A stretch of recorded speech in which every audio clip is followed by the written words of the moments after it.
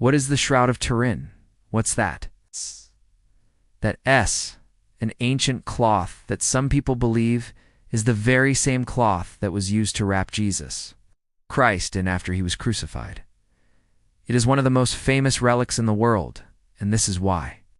When the cloth was first discovered in 1354, it had this image of Jesus that was imprinted on it, looking a lot like the images we see in the Bible.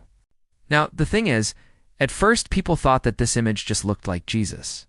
But over time, scientists have done a lot of tests on this shroud, and the results are pretty interesting.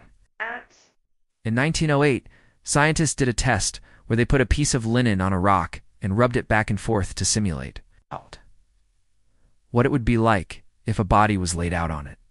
And after they did this, the imprint of a man appeared on the linen.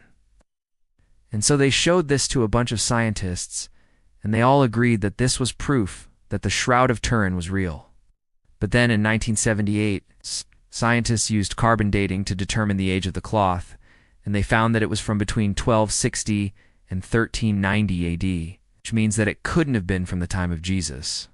But then in 2008, scientists re-examined the Shroud of Turin and used a new technique called radiocarbon dating, and they found that it could have been from the time of Jesus, but it probably wasn't. Now, some people say that this shroud is a fake because these scientists said so, but there's still a lot of people who believe that this is the real shroud that was used to wrap up Jesus after he died.